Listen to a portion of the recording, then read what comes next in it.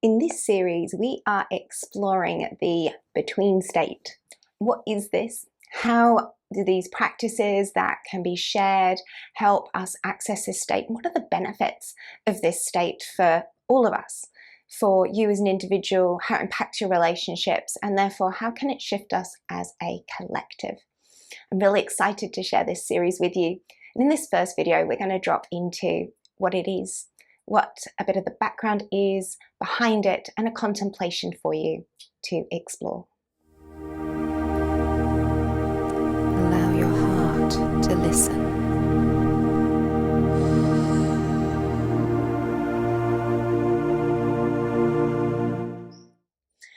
When I first started doing my healing journey, I was not really interested in accessing clairsenses, in Akashic record reading, and many of the things that I now do.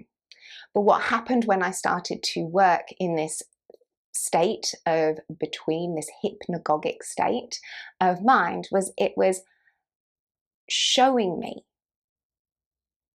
unavoidably showing me things that were skills within myself, abilities that I had, gifts that were here for me to share. And it connected me to things in a way that I had not thought possible through that logical way of thinking, of seeing things through that mechanistic, scientific viewpoint that I'd been trained in, and as a lawyer had always been, looking for the evidence, looking for those factual steps that we move through when we want to look at the evidence of something.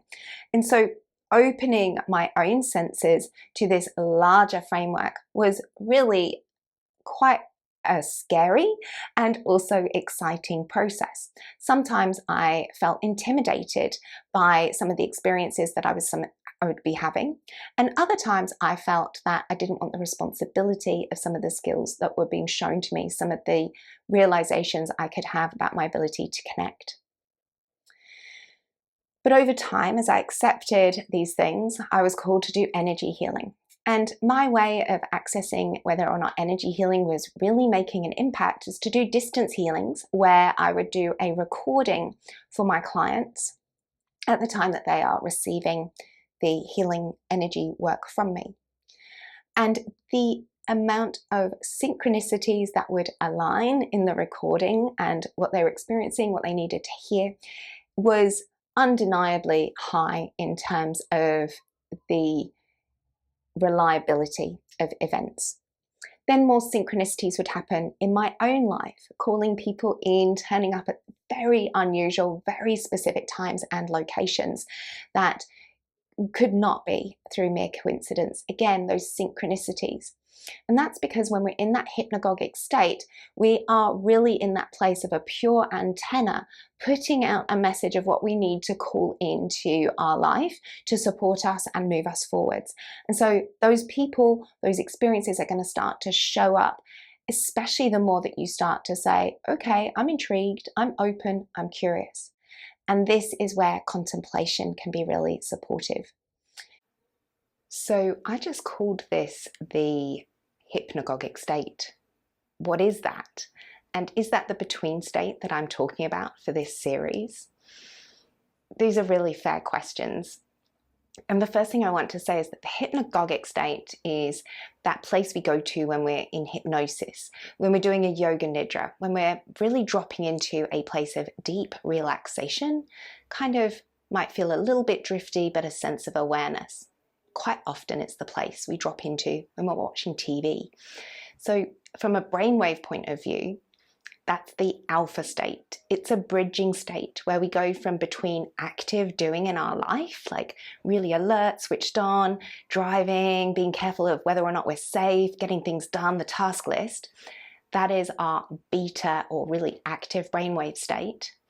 And then as we start to transition, unwind to relax, we go into something called the alpha, and this is a bridging state. And we use this state to bridge between that conscious and subconscious mind state when we are doing the practices like your yoga nidra, you're going into hypnosis and entering into other altered states of consciousness. So we're going to be working quite a bit with this alpha state to help you train how to at least drop down into that level rather than switching on the TV to get to that place. You're going to be doing it consciously so that you're really curating the thoughts that are happening inside of your mind when you drop into that relaxed place. And that is going to start to open your mind up to some of these other things that may happen when you drop that slight bit deeper into healing, which is where we sometimes feel like we've fallen asleep or start to have dreamy-like experiences. And this is that theta state, which is often active when someone is doing healing work on you.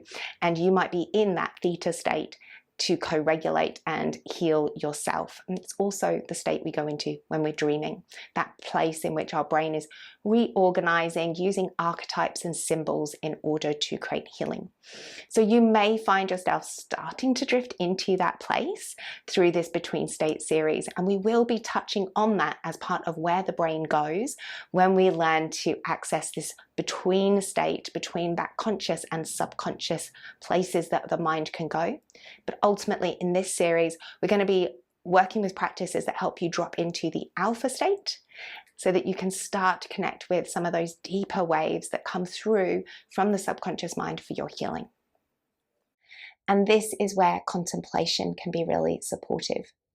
To just ask open questions without seeking an answer, without seeking a specific outcome or a solution, but almost with every question to have another open question.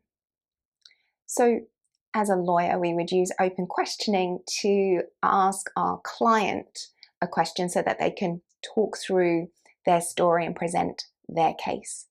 We only use closed questioning when we want to prove someone wrong, when we're trying to cross-examine and say that somebody can only have a yes or a no answer, so that therefore they're limited, that they can't be open to many possibilities, many outcomes. So when we're using contemplation to access this between state, we're looking to use these open questions that open up to another story, another version of a story, another version of a story. What other perception could there be, without ever saying that that perception is right or wrong, that that's the final one. So encouraging you to even just start to be curious. What could be behind entering this state? What could you be scared of about entering that between state? What resistance might there be for moving into this hypnagogic state? What is there to fear about intuition? Or why are you wanting to jump into being in the higher states, to go out there and travel into outer planes rather than to explore going inwards, going more down and deep inwards in exploring those states? So these are the kind of questions that can be really helpful just to have us start to expand and open the mind. When it comes to contemplation, it's allowing the mind to open, which then allows the heart to open. I personally found that when I was just pursuing the pure meditation path, I started discovering through the antamona practices, which are looking at the way we can control our thoughts and our mind, my ego got kind of quite scared about not having thoughts, having to change the way it thinks, like not allowing it to be as critical as I like to be, as analytical as I might enjoy being, because that's the way I've been trained for a lot of my life. And that's okay. It's really important to accept who we are, the way we've been trained, and the way that we operate. And what contemplation allows is a softer, gentler way to approach the mind, the way it's trained and the way it operates, so that we can start to befriend the ego and the mind and way we think. And in that, it opens itself, which also then opens the heart. We can release some of the protective habits that maybe we've put in place to take care of ourselves from situations where we've been harmed in the past. Contemplation doesn't require that you sit down for hours on end. It doesn't need to be an extra practice in your day and in your life. it's absolutely fine for contemplation to be in the in-between moments, in the pauses of things. So you get caught at a red light at the traffic lights. You miss your bus. You're walking between places because you couldn't get a lift.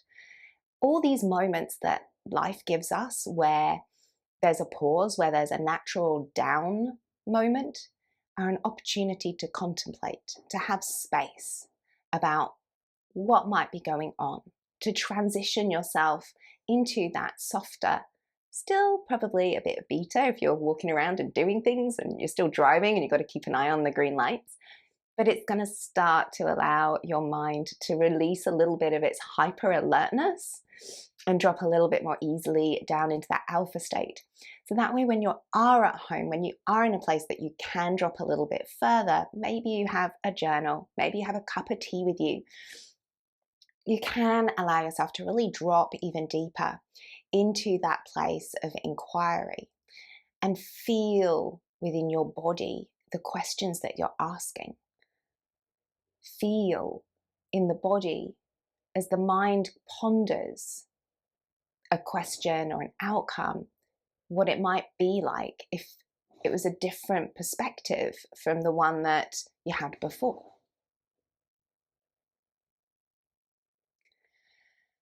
I really enjoyed the telepathy tapes that some of you may have come across. In this series, the exploration is the skills of children with autism and adults with autism who have the ability to be telepathic. And not just them, but also people that they interact with regularly, learning such skills as well. This doesn't mean that they're needing to go into a trance. They don't need to drop out of it. But what they are doing is having a clear and open enough mind to hear and communicate and connect in different ways. I believe that we all have these abilities.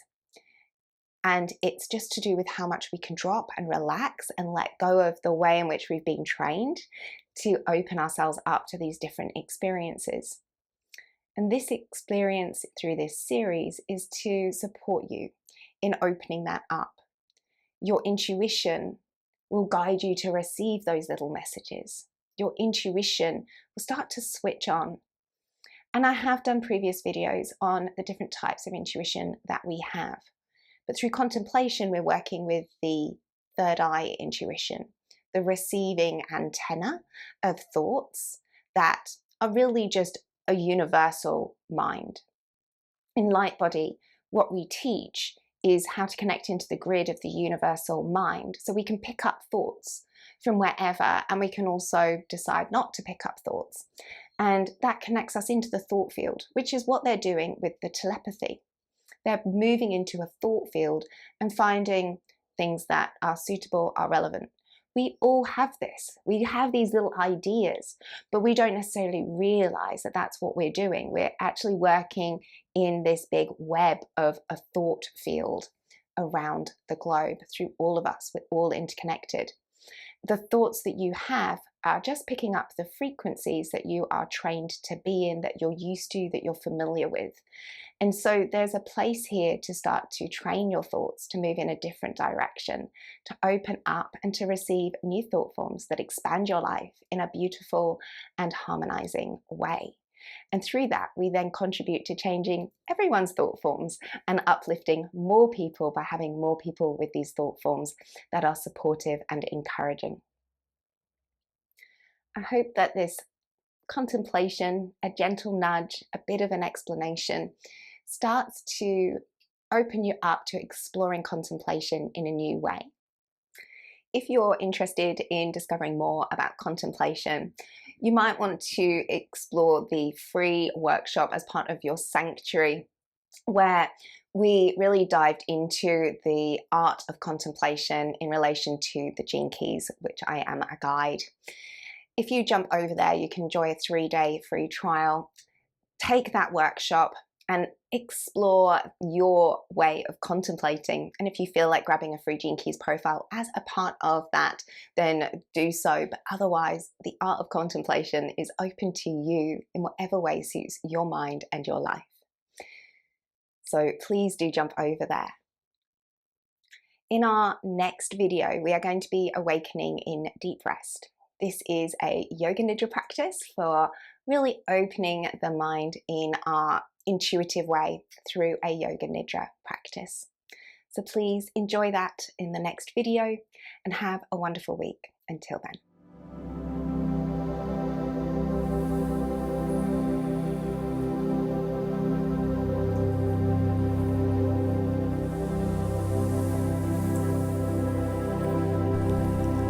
Thank you for joining.